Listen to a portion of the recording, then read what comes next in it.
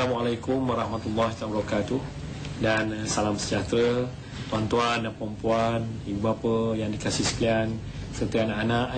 Saya percaya pada pagi ini bersama-sama dalam rancangan motivasi pagi.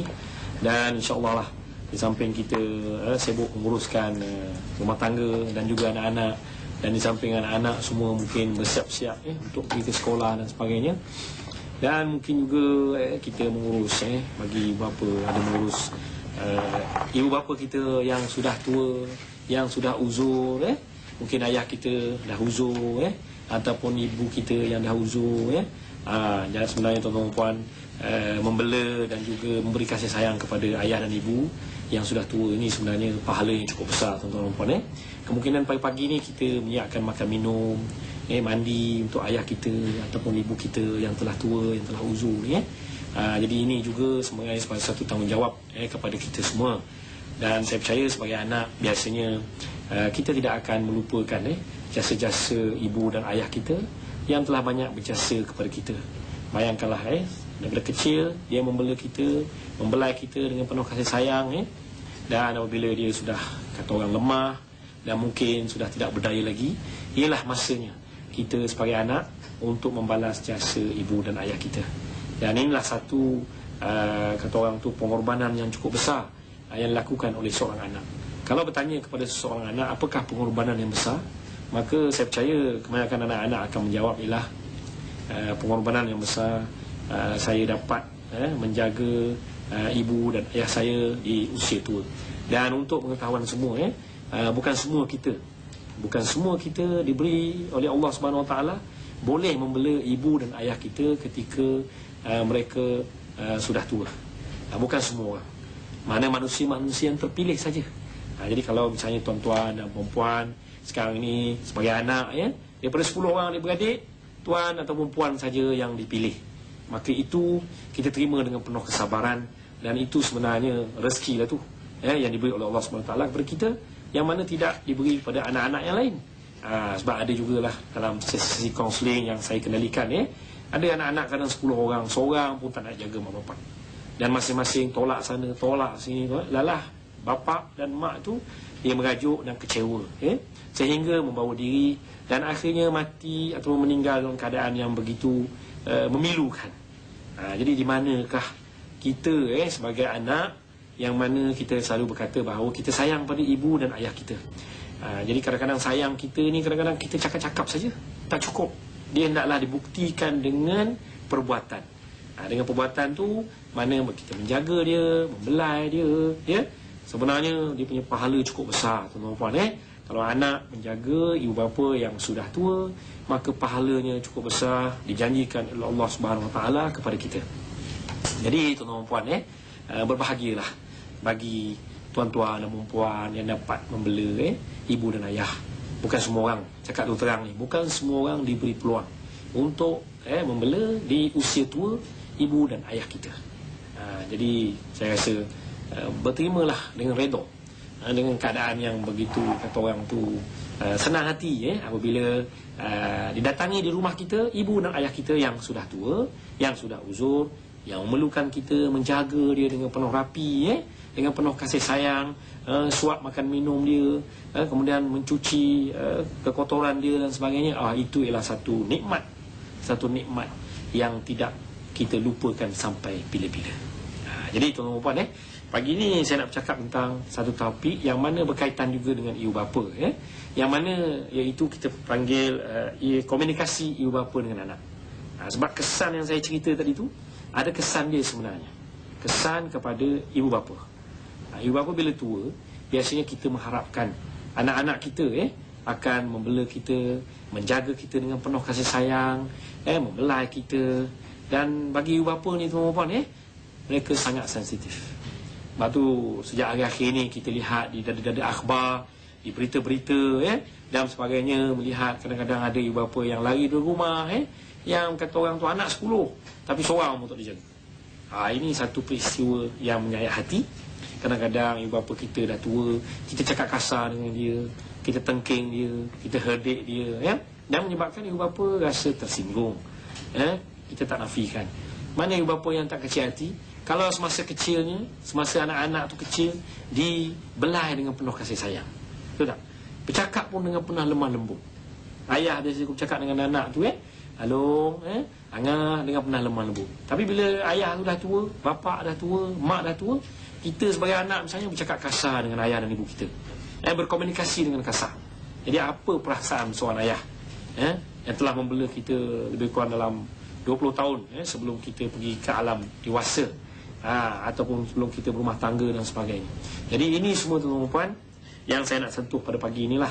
Sebab kenapa? Supaya menjadi peringatan kepada diri saya sendiri, walaupun saya sudah tidak ada ibu dan ayah lagi. Sebenarnya saya juga rasa terpanggil untuk bercakap perkara ini apabila saya banyak mengendalikan kes-kes kaunseling. Kaunseling ni lebih kepada mengendalikan tentang manusia, tuan-tuan dan puan. Ini istimewanya sebagai seorang kaunselor. Saya mendengar rintihan daripada ibu bapa, rintihan daripada orang tua, rintihan daripada orang-orang yang telah ditinggalkan oleh anak-anak. Kadang-kadang anak tu berpangkat besar, berkelulusan tinggi, berkedudukan tinggi. Kadang-kadang anak tu misalnya ramai, ada anak perempuan, ada anak lelaki, ada menantu dan sebagainya, tetapi bapa seorang tak boleh jaga. Ini. Jadi di mana? Kita soal ni bukan soal kata orang tu soal kemanusiaan saja, tetapi kita kena pergi soal agama.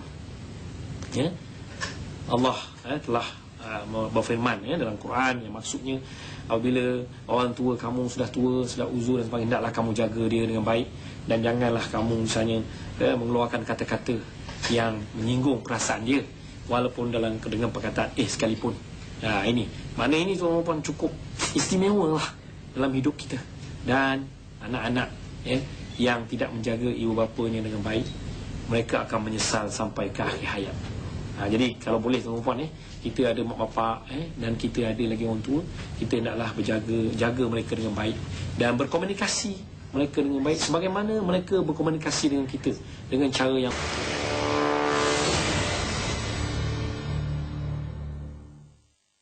tuan-tuan dan puan, ibu bapa, kita bertemu kembali pada pagi ini. Dan saya percaya tuan-tuan dan puan, ibu bapa sekalian bersama anak-anak masih lagi sibuk menguruskan persiapan-persiapan untuk pergi bekerja dan juga ke sekolah pada pagi ini. Dan insyaAllah tajuk kita pada pagi ini ialah komunikasi ibu bapa dengan anak. Seperti saya sampaikan tadi, bahawa bagaimana kita sebagai anak-anak ingin membalas jasa ibu bapa kita yang sudah tua. Jadi biasanya kita akan menjaga ibu bapa kita dengan penuh kasih sayang. Dan kasih sayang ibu bapa ni tuan-tuan tidak ternilai. Jadi kalau kita nak balas jasa mereka, memang tidak ada kata orang tu nilai dari segi kewangan ataupun harta benda. Jadi pengorbanan ibu bapa cukup besar. Jadi komunikasi ibu bapa dan anak ini sebenarnya dia timbal balas. Kalau masa kita kecil, ibu bapa kita berkomunikasi dengan kita dengan cara lemah lembut dan sebagainya. Jadi harapan ibu bapa juga, apabila kita sudah dewasa, apabila kita sudah besar dan sebagainya, bagaimana kita berkomunikasi dengan ibu bapa kita. Jadi beberapa tips yang saya nak bagi pada tuan-tuan dan puan pagi ini. Kemungkinan kita mungkin selalu berkomunikasi dengan anak-anak kita. Jadi satu cara ialah kita hendaklah sentiasa maknanya melihat anak kita ialah sebagai seorang yang kita hormati. Bila kita bercakap dengan anak kita, biasanya kita akan melihat anak kita ialah seorang yang kita hormati, yang kita sayang. Baru kita akan rasa komunikasi kita adalah lebih kepada dua hala. Jadi komunikasi dua hala.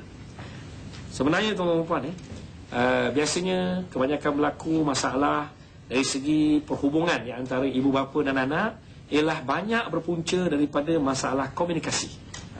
Kalau kita tengok saya percaya dalam rumah kita pun kemungkinan banyak masalah berlaku ialah masalah komunikasi. Dan ada kes-kes kaunseling yang saya kenalikan biasanya tidak berlaku komunikasi dalam rumah. Misalnya contoh ibu bapa tak bercakap dengan anak, terutama anak-anak remaja lah. Bila sampai remaja tu anak-anak dah mula pandai melawan, pandai menentang, pandai misalnya memberontak, dan biasanya anak-anak akan berkurung dalam bilik. Dan ini menyebabkan ibu bapa tidak ada peluang untuk berkomunikasi dengan anak-anak. Jadi caranya tuan-tuan puan ialah kita hendaklah sentiasa mendekati anak kita daripada usia yang kecil, mana usia 1 tahun sejak lahir lah. yang lahir 1 tahun, 2 tahun, 3 tahun, 4 tahun. Di sini kita berkomunikasi. Cara kita berkomunikasi ialah komunikasi dua hala. Maknanya kata orang tu, kita bercakap dengan anak kita dan kita beri peluang untuk anak bercakap. Dan di sini perlunya kesabaran daripada ibu bapa. Kadang-kadang anak nak bercakap. Masa kecil, anak-anak suka bercakap. Terutama di peringkat awal kanak-kanak. Kita dapati bahawa di peringkat awal kanak-kanak, dari sisi psikologinya, anak-anak suka bercakap. Bercakap. Tetapi kenapa? Kenapa kita tengok bila anak kita masuk remaja, umur 14 tahun, 15 tahun, 16 tahun, di peringkat sekolah menengah, anak ni dah mula tak mau bercakap. Bila dengan ibu bapa, mereka tak apa nak bercakap. Dan mereka lebih memberikan tumpuan kepada rakan sebaya. Jadi ini sebenarnya tuan-tuan, kita lihat mungkin ada sedikit kesilapan dari segi komunikasi keibubapaan. Jadi di sinilah peranan kita sebagai ibu bapa, yang mana kita nak yang pertama tadi, mana kita menghormati anak kita. Melihat anak kita, kita hormat dia. Jadi kalau kita bercakap dengan anak, seperti kita bercakap dengan kawan kita. Kita bercakap dengan orang yang kita hormati. Yang kedua, kita hendaklah sentiasa memandang mata anak kita. Jadi kalau kita cakap tu, kita tengok mata. Di sini ialah kontak mata. Tengok mata dia dan kita bercakap dengan anak kita. Dan kalau boleh, yang ketiga ialah kata-kata yang kita keluarkan itu. Sebenarnya tuan-tuan dalam kehidupan manusia, ramai orang tersinggung dengan kata-kata. Kata-kata ni cukup berbisa. Dan sama ada kata-kata juga menyebabkan seseorang tu terpikat pada seseorang. Terpikat.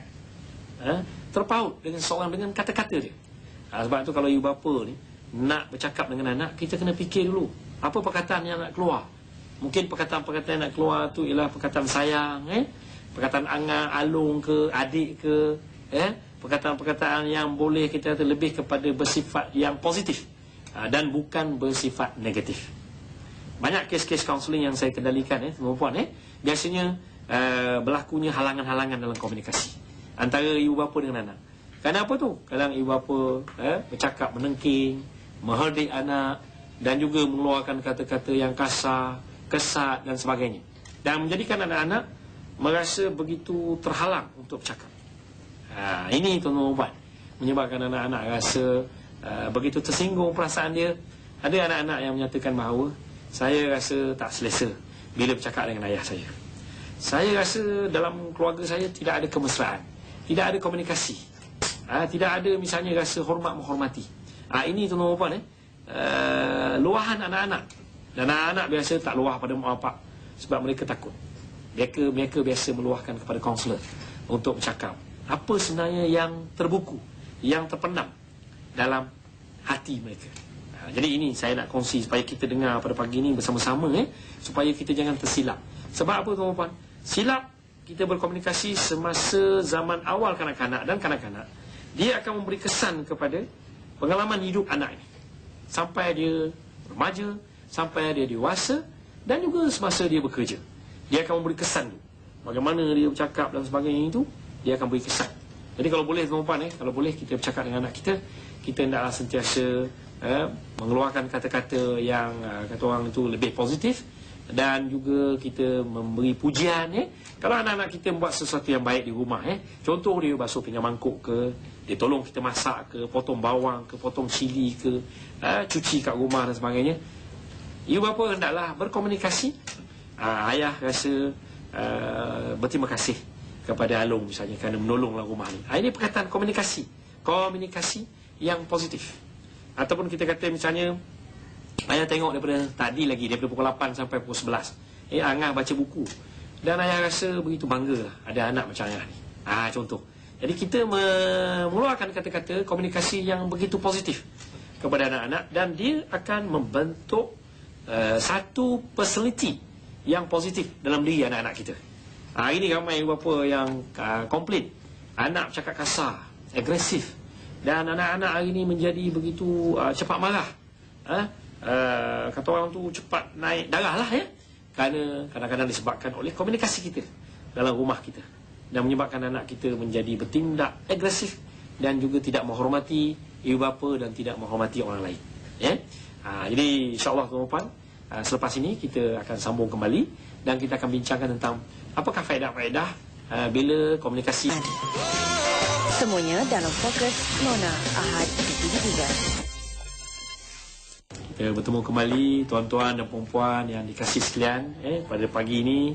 Alhamdulillah kita masih lagi bersama-sama dan kita akan membincangkan tajuk tentang komunikasi ibu bapa dan anak.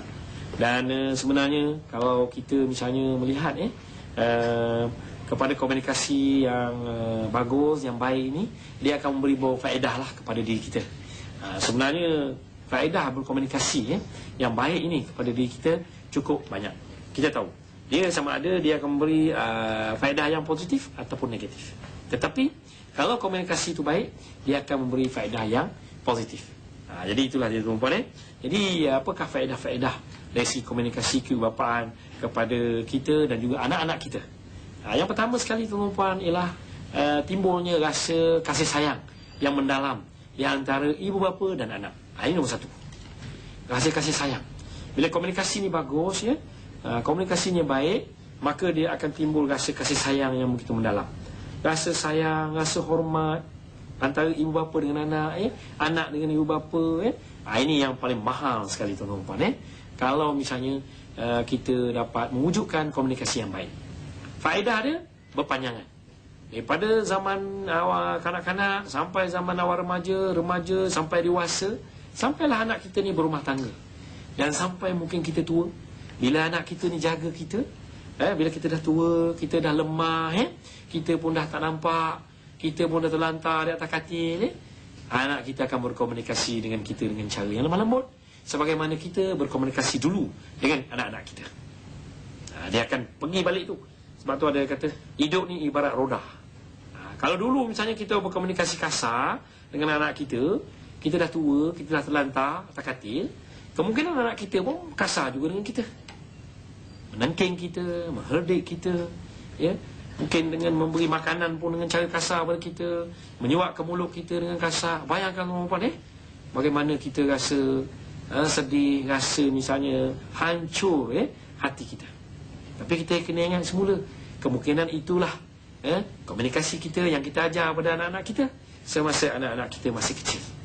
Tapi saya kalau boleh kepada anak-anak yang dikasihi sekalian, kalau dulu ibu bapa kita kasar dengan kita, ibu bapa kita misalnya bertutur kata dengan kasar dengan kita, jangan kita balas semula dengan kasar pada ibu bapa kita. Kemungkinan pada masa itu ibu bapa kita tidak ada pengetahuan dari sisi psikologi, mereka tidak terdedah dengan ilmu-ilmu kaunseling, ilmu-ilmu komunikasi dan sebagainya. Tapi bila kita sudah dewasa, kita sudah tua, apabila kita diberi peluang untuk menjaga ibu bapa kita, kita hendaklah memberi yang sebaik-baiknya. Komunikasi yang halus, komunikasi yang lemah lembut. Jangan ada rasa dendam, jangan ada rasa misalnya benci pada ibu dan ayah kita. Kita hendaklah ada rasa belas kasihan.